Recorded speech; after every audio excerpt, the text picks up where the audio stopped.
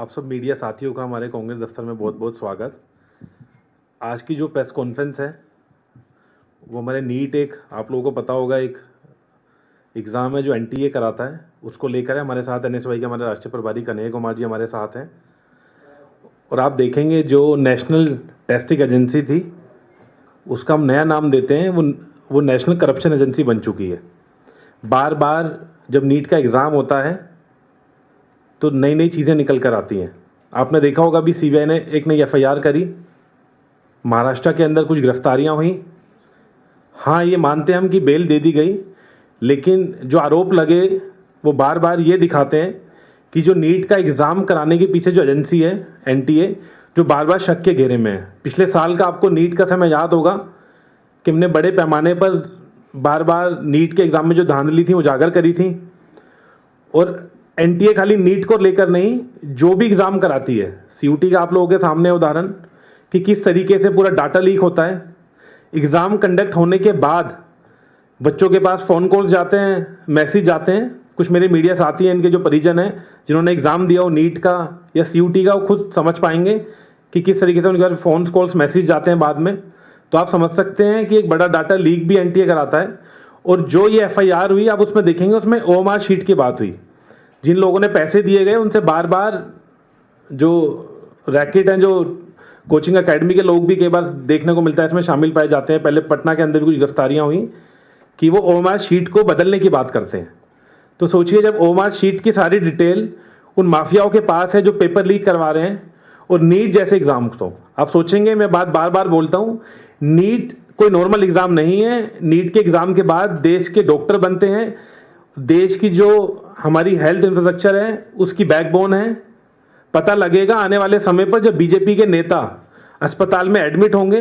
मैं ये नहीं चाहता वो एडमिट हो, मैं उनकी अच्छी लंबी आयु की, अच्छी स्वस्थ की तो बीजेपी नेताओं की कामना करता हूं, लेकिन जब अस्पताल में एडमिट होंगे कहीं वो डॉक्टर का बैच ना पूछने लग जाए कि 2024 वाले बैच के डॉक्टर हैं, 2025 वाले बैच के डॉक्टर हैं, तो इलाज कराने में खुद संकोच करेंगे। जब इस तरीके से नीट की धांधली होगी तो किस तरीके के बच्चे आएंगे। और जो बच्चे डिजर्विंग थे, जो बच्चे मेहनत कर कर एग्जाम देते हैं, उनको फिर बहुत दर्द महसूस होता है जब इस तरीके की खबरें अखबार में छपती हैं कि इस बार भी जो नीट का एग्जाम हुआ वो बहुत बड़े शक के घेरे में कुछ गिरफ्तारियां हुई।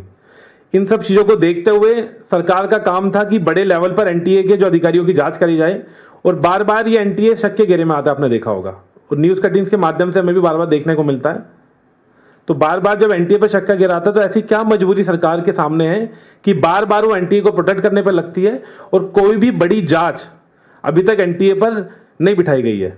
और ये हर साल का एक कॉमन तरीका हो गया कि एफआईआर होती है, एफआईआर के बाद लीली पोती करी जाती है और उस मुद्दे को डिलीट करा जाता है। तो हमारा इमीडिएटली ये है कि एनटीए के बड़े लेवल पर जांच हो, वरना जिस तरीके से पहले भी हम लोगों ने एनटीए के बाद प्रदर्शन करा था, हम पे एफआईआर करी गई, एनटीए बार बार उस एफआईआर को परस्यू भी करता है कि इन पे और भी चार्जेस फ्रेम हो, तो हम डरने वाले नहीं हैं। लेकिन ये बात सिद्ध हो गई है कि नेशनल टेस्टिंग एजेंसी बड़े शक के घेरे में और नेशनल करप्शन एजेंसी बन चुकी है। तो तुरंत या तो इसको डिलीट करी जाए या बड़े लेवल पर इसकी जांच करी जाए।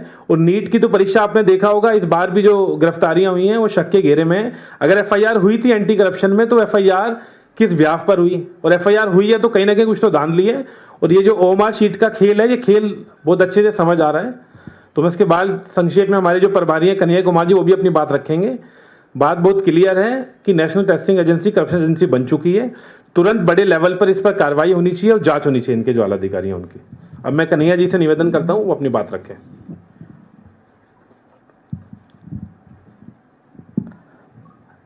मीडिया के साथियों, जैसा कि हमारे राष्ट्रीय अध्यक्ष जी ने आपको बताया कि एक बार फिर नीट के एग्ज़ाम पर, उसकी ट्रांसपेरेंसी पर और इसको कंडक्ट कराने वाली एजेंसी एनटीए पर प्रश्न चिन्ह खड़ा हुआ है।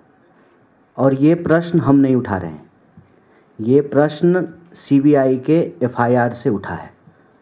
सीबीआई ने महाराष्ट्र में एक एफआईआर लॉन्च किया, उसमें 2 लोगों की गिरफ्तारी हुई, 3 लोग एब्सकॉन्डिंग हैं।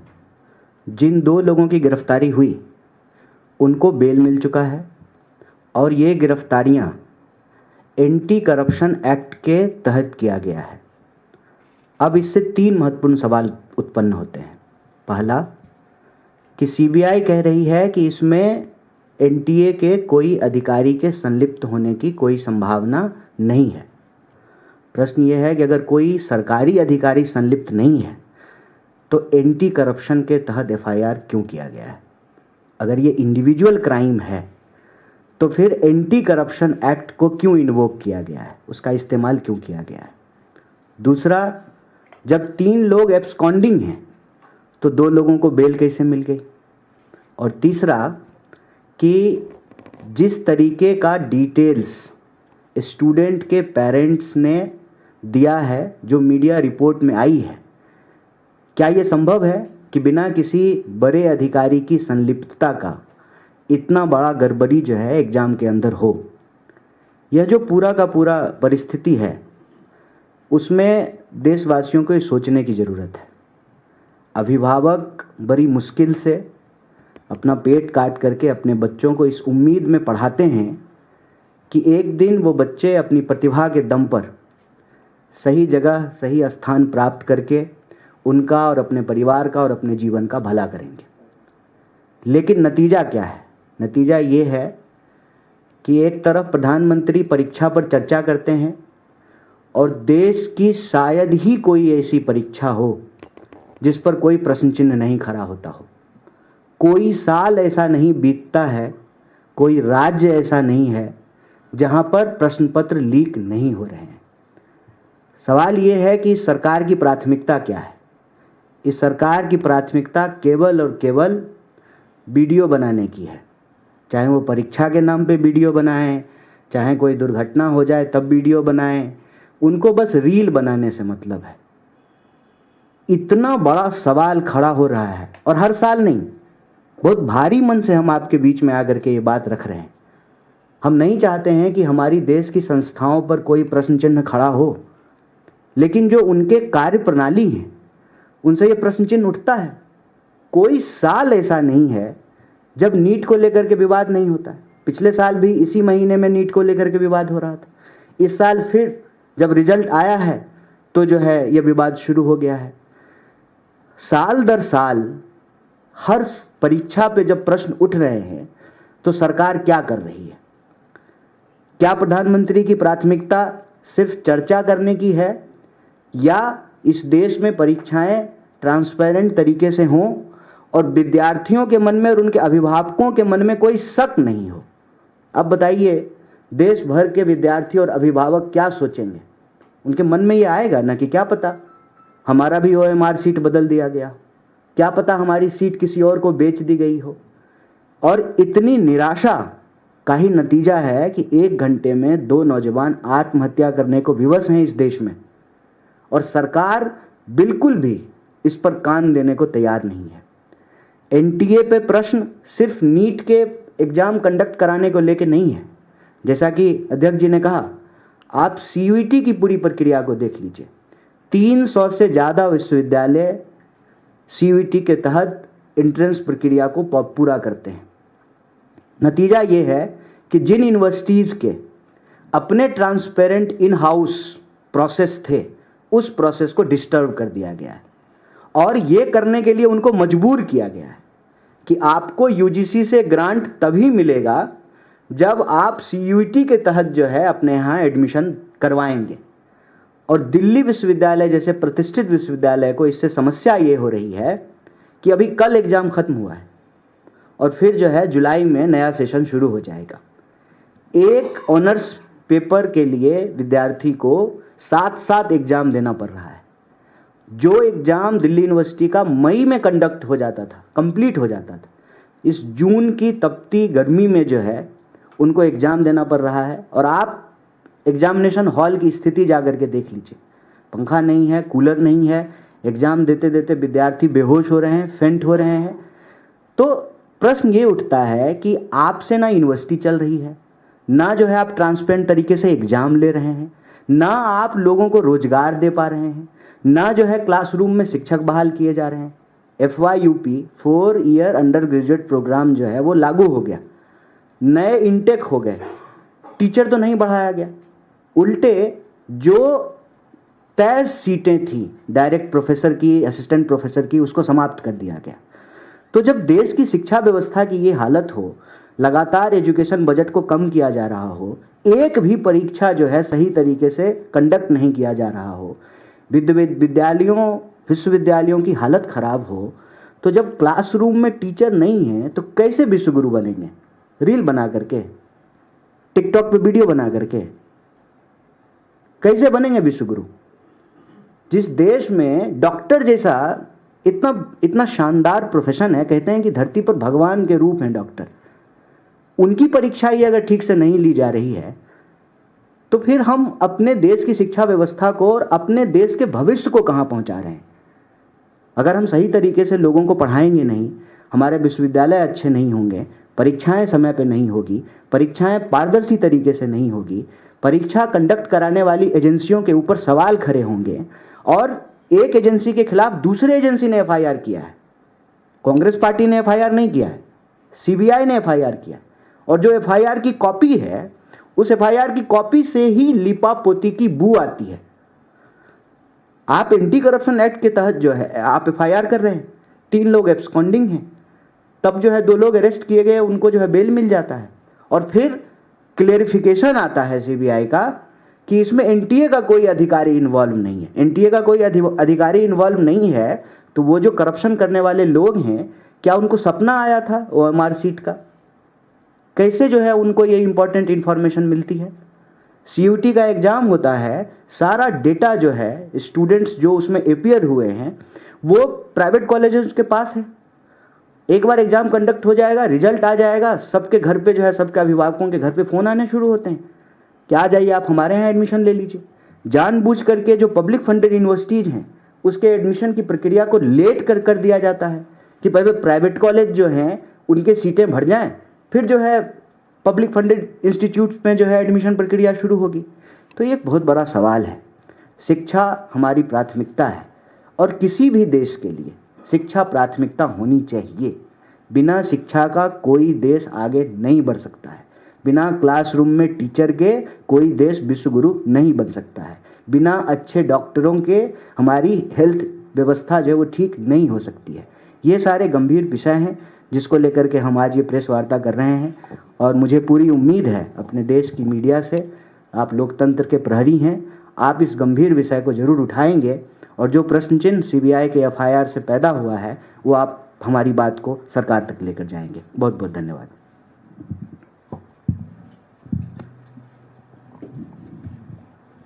साथी के कोई सवाल? हाँ, इससे पहले भी आपने प्रेस कॉन्फ्रेंस की है ऐसे मसले को लेकर, जो पेपर लीक का मसला हो, चाहे तमाम हो, चाहे बिहार का मसला हो, चाहे कहीं और का। लगता नहीं कि सड़क पर उतरने की जरूरत है ऐसे मुद्दों को लेकर, क्योंकि अब बहुत दिन हो गया, एक नहीं कई एक मामले आ गए, अब सिर्फ मुद्दा उठाने से काम नहीं बन रहा, लगातार लीकेज हो ही रहा है। आप कह रहे हैं सीबीआई उनकी एजेंसी वो भी लिपापोती करिए, तो है क्या ऑप्शन आपके पास, क्या है?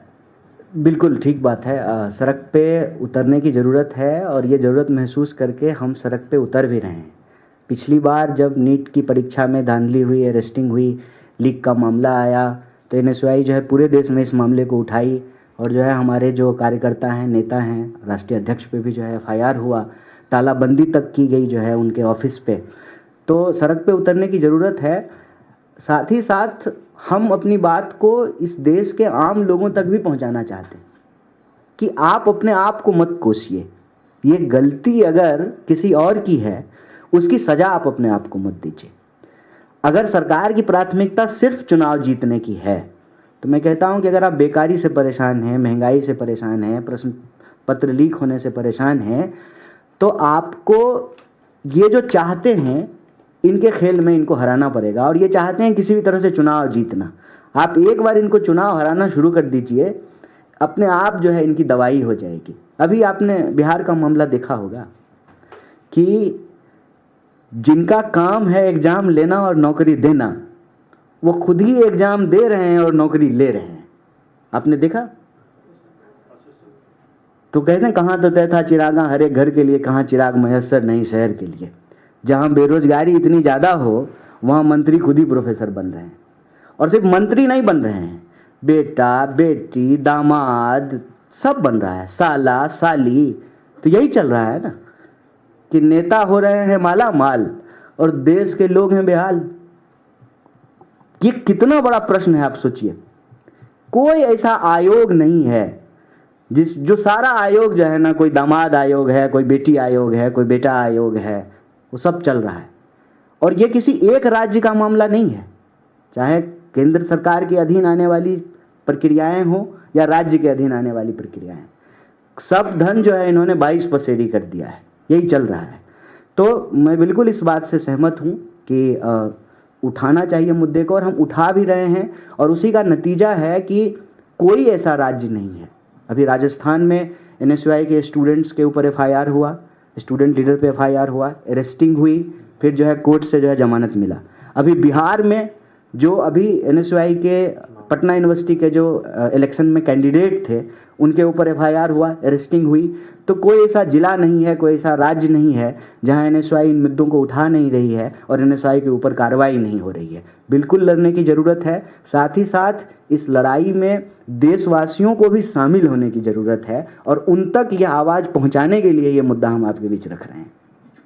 कन्हैया जी, आपने कई बार इस मुद्दे को उठाया, पिछले साल भी आप लोगों ने प्रोटेस्ट किया था, कई जांच की जो है एनटीए को लेकर मांग की थी, क्योंकि आगामी दिनों में बिहार के विधानसभा चुनाव भी हैं। क्या कांग्रेस पार्टी अब रूपरेखा चेंज करेगी इन तमाम मुद्दों को लेकर, क्योंकि आप लोग प्रोटेस्ट तो कर रहे हैं लेकिन सरकार कहीं ना कहीं अभी भी कोई कार्रवाई नहीं कर रही। इसके अलावा आप लोग किस तरह से इन मुद्दों को उठाएंगे और बिहार विधानसभा चुनाव में क्या रूपरेखा रहेगी इसको लेकर? देखिए, सबसे पहले तो क्या करेंगे ये तो बाद का विषय है, क्या किया है उसके बारे में हम एक बात आपको बता दें।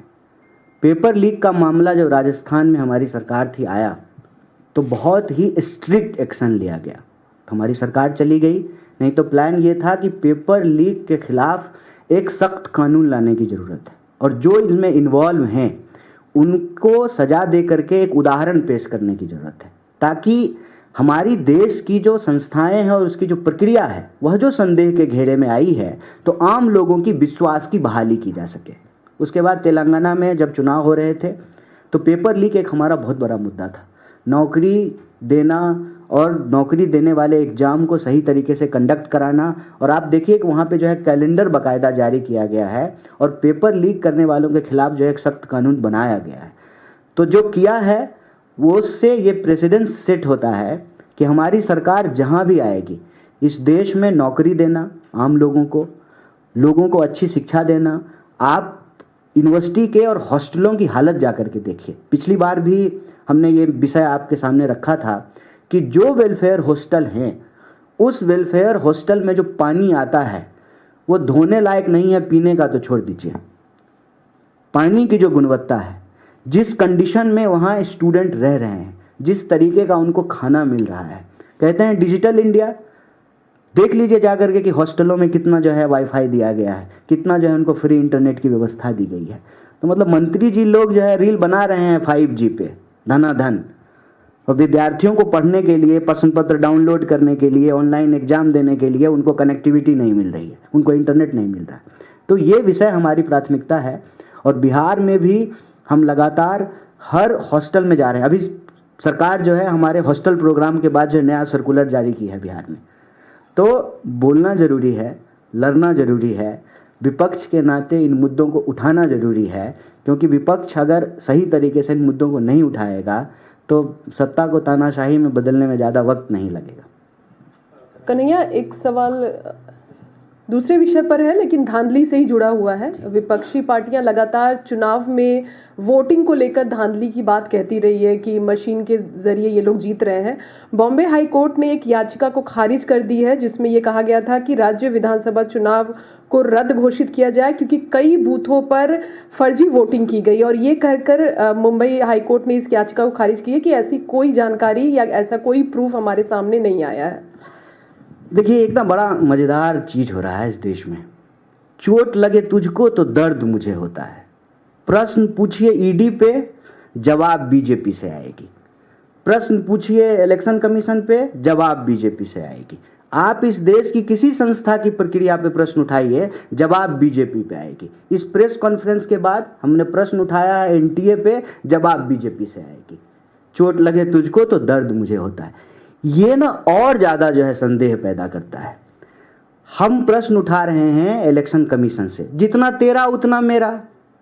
मैं इलेक्शन कमीशन किसी एक पार्टी का तो नहीं है, ये भाजपा का आईटी सेल तो नहीं है, उसके हेड जो है वो मालवीय तो नहीं है, तो ये क्यों परेशान हो रहे हैं? हम इलेक्शन कमीशन से सवाल पूछ रहे हैं, उसका जवाब इलेक्शन कमीशन दे। आप देखिए कि उस एक सवाल को छुपाने के लिए, कहते हैं कि एक झूठ को छुपाने के लिए 1000 झूठ बोले जाते हैं और 1000 प्रश्न खड़ा कर देते हैं। अगर हमारे सवाल में कोई तथ्य नहीं है, आज ही इलेक्शन कमीशन की टीम बिहार पहुंची है और कह रही है कि डोर टू डोर जाकर के जो है हम वोटर प्रक्रिया की जांच करेंगे। क्यों? आप तो बड़ा कॉन्फिडेंट थे, सब सही चल रहा है चकाचक, तो फिर ये करने की क्यों जरूरत है? मतलब हमारे प्रश्न में तथ्य है। कहीं से कोई चीज खारिज हो जाए तो उससे जो है सत्य थोड़ी नदारत हो जाएगा। जो लोग इस देश में रहते हैं, हम सब लोग धरती पे ही रह रहे हैं, मंगल पे तो है नहीं, तो क्या हो रहा है? हम टेबल के इस तरफ हैं, आप टेबल के उस तरफ हैं, इसका यह मतलब थोड़ी है कि हमको ज्यादा पता है और आपको नहीं पता है। आपको भी पता है, आप भी इस देश के नागरिक हैं, आप रह रहे हैं, आप देख रहे हैं कि क्या हो रहा है। ये प्रश्न खड़ा नहीं होता है कि अचानक से जो है 29,000 वोटर जो है मुख्यमंत्री के जो है कॉन्स्टिट्यूंसी में ऐड हो जाता है।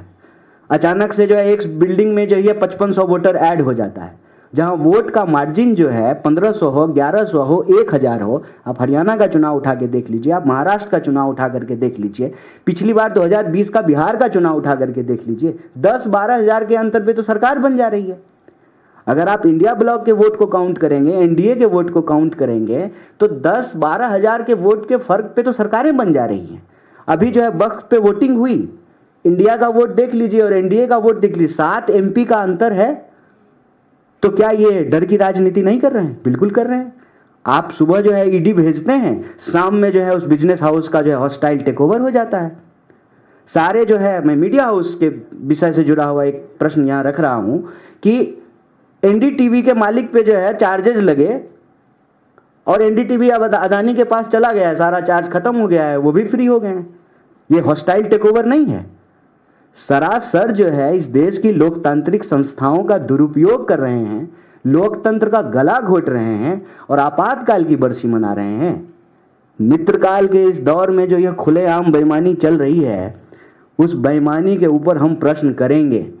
एक दरवाजे पे खारिज कर देंगे तो दूसरे दरवाजे पे जाएंगे, दूसरे पे खारिज करेंगे तो तीसरे पे जाएंगे, क्योंकि हम लोकतंत्र के प्रति प्रतिबद्ध हैं।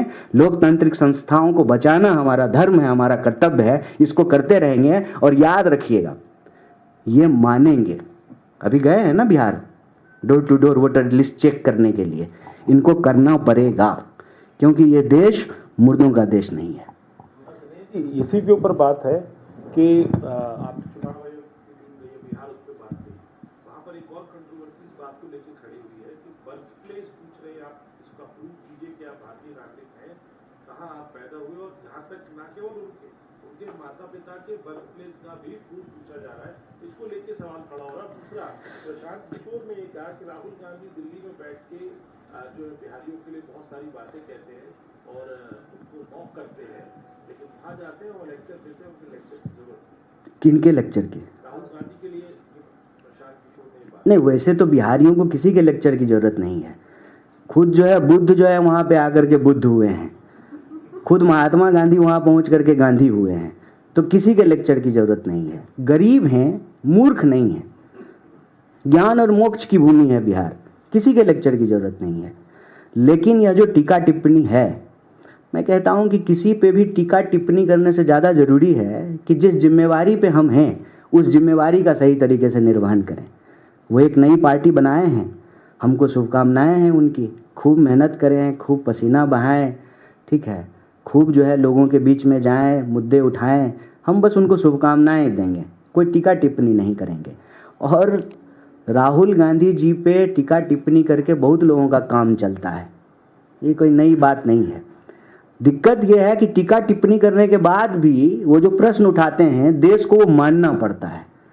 मैं गिनती से जो है आपको कई सवाल गिना सकता हूँ।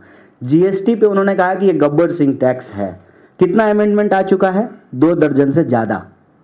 उन्होंने कहा कि नोटबंदी के बाद जो है देश का जो छोटा व्यापार है, जो नगद व्यापार करता है, वो तबाह हो जाएगा। सरकार का फिनेंशियल रिपोर्ट उठा करके देख लीजिए। उन्होंने कहा कि कोविड में तमाशा मत कीजिए, रील बनाने से ही भागेगा नहीं, ये लाइक और व्यूज का मामला नहीं है, ये बीमारी है, महामारी बन जाएगी। क्या हुआ कोविड पे हाल? कोविड पे हाल ये होगा कि भाजपा के नेता भी चल बसे, आत्मा को शांति। जो प्रश्न वो कह रहे हैं वो प्रश्न आपको बाद में मानना पड़ रहा है। अभी वॉर हुआ, इससे पहले उन्होंने कहा कि वॉरफेयर बदल गया है। अब जो है दिल्ली में बैठ करके भी हम सुरक्षित नहीं हैं। पहले होता था कि बॉर्डर एरिया में रहने वाले गांव खाली कराए जाते थे, अब कहाँ खाली कराएंगे? अब तो जो है 500-500 किलोमीटर दूर जाकर के बम जो है टारगेटेड तरीके से मारा जा रहा है। तो वॉरफेयर बदल गया है, कंबस्ट इंजन नहीं चलेगा, इंजन का मॉडल बदल गया है और हमको अपने मैन्युफैक्चर सेक्टर को बचा करके चाइना का मुकाबला करना पड़ेगा।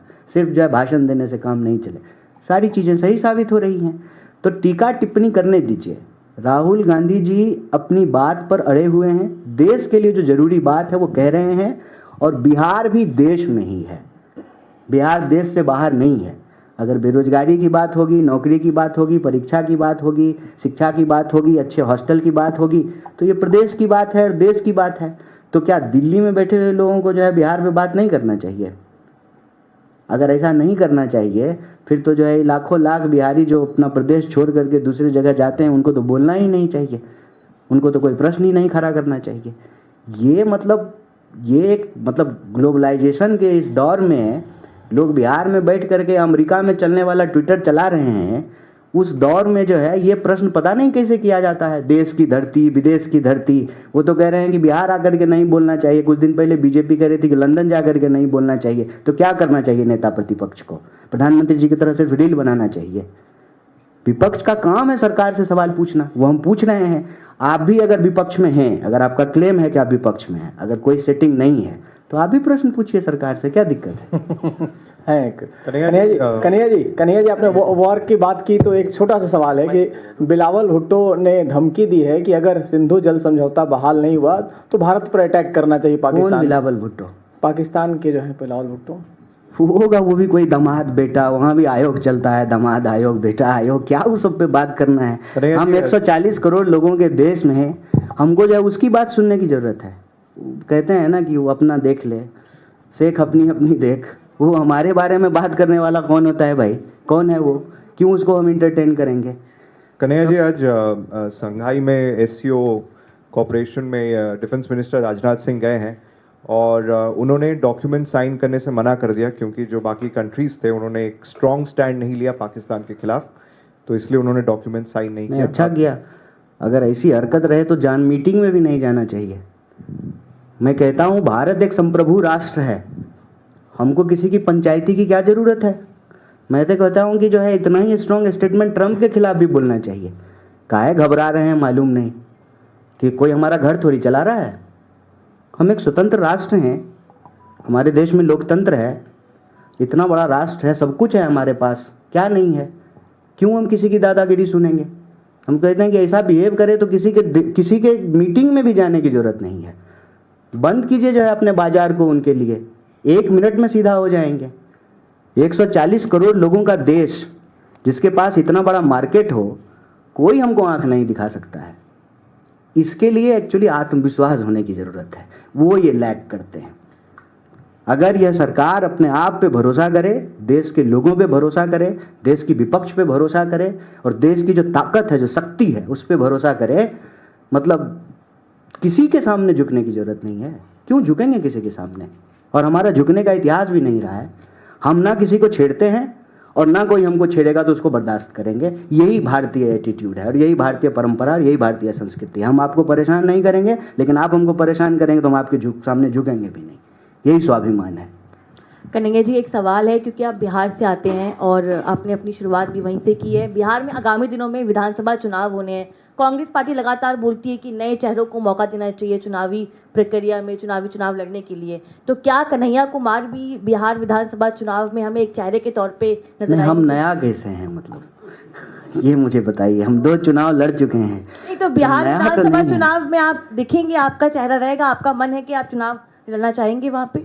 नहीं, चेहरा मतलब देखिए, सारा प्रेस कॉन्फ्रेंस का जो है ना विषय जो है आप कहीं और पहुंचा दिए। बात चेहरे की नहीं, मुद्दे की है।